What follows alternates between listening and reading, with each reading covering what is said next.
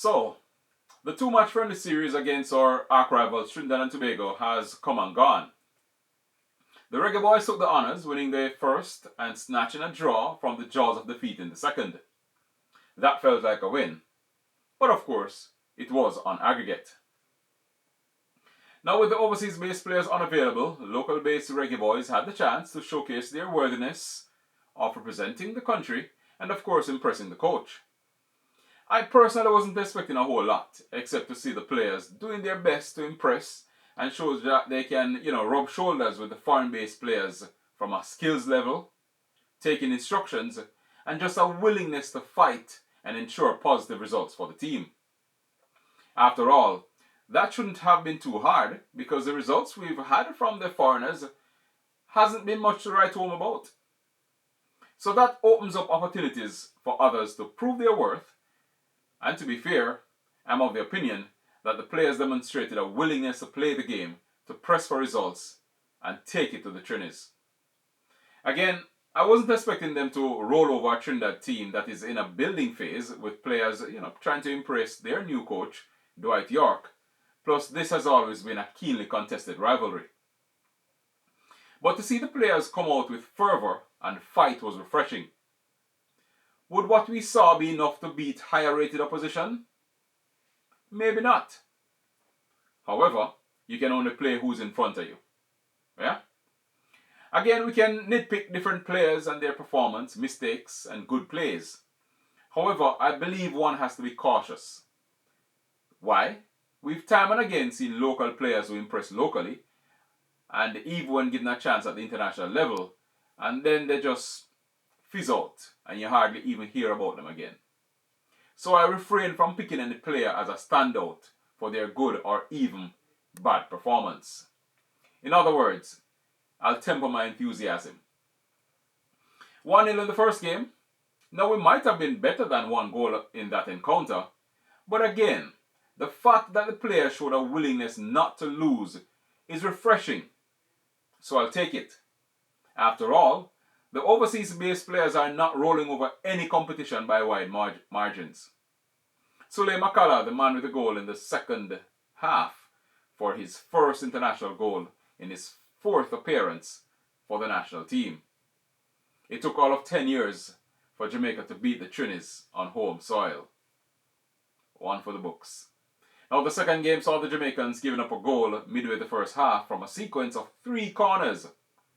Now whether or not it was Jamaica standing firm in not allowing the visitors much looks at goal afterwards, or they didn't push, it was commendable that the score remained 1-0 all the way till stoppage time at the end. And I will give the Reggae Boyz credit for it, because they launched wave after wave after wave of attacks. Of course, attack is the best form of defense, so credit must be given. Yes, there were mistakes, bad passes, miscontrols, and all that, but the fact that the team kept pushing is creditable. Not to mention, they could have settled for a 1-0 defeat, as that would have meant they would not have lost the series. But alas, they got a goal in stoppage time, basically at the end of the game. Now it turned out to be an own goal off a header that, left alone, looked like it might have gone harmlessly behind. The Trinidad defender, however, being a defender and defending, would have been inclined to kick at the ball with an intent to clear. As it turned out, he turned it into his own net, 1-1, and basically a win for Jamaica in the 2-match rubber. By the way, that defender, Josiah Trimmingham, plays for Montego Bay United in the Premier League.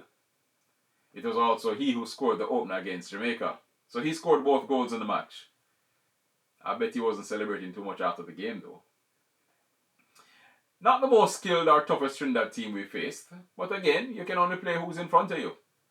Credit and congrats to the local Based Reggae Boyz. Coach Steve McLaren has always said that he wants to look at the local talent to see who is worthy and capable of wearing the shirt. You know, the heavy yellow shirt. I'm sure he's seen a lot, enough to impress. That I don't know. That's up to him. But it will always be good to have more homegrown players getting the exposure to international football. 1, to help the country. 2, to be able to fill the slack in the absence of foreign-based players. 3, the chance to showcase their talent in a bid to get overseas contracts, which will aid in their development, which in turn can help the national program. Hopefully the JFF will continue to seek out these opportunities for the players. McLaren will now turn his attention to the CONCACAF Gold Cup qualifiers against St. Vincent and the Grenadines in March. Now, on another note, prior to the series, JFF General Secretary Dennis Strong made a pronouncement that Montego Bay, which hosted Game 1, did not get a lot of international matches because they just don't have enough seating capacity, which means matches stay in Kingston because of demand, right?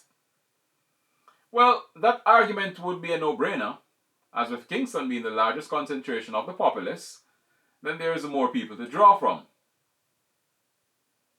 However, if the demand is so high, why then was the Tony Spallings complex not filled to capacity on Sunday, making the JFF regretting at not playing at the National Stadium?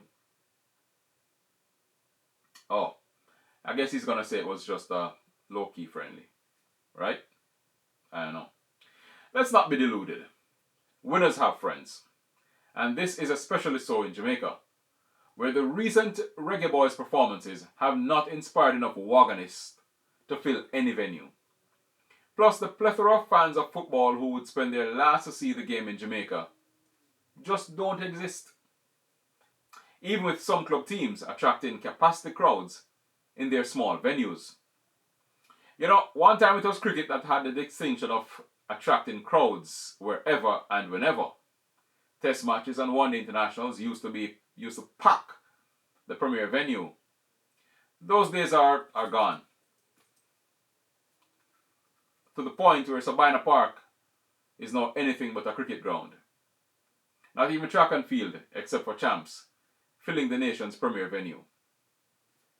We all love sports, but most are waganists, who only follow and attend when the hype turn up. Anyway, congrats local Based Reggae Boyz.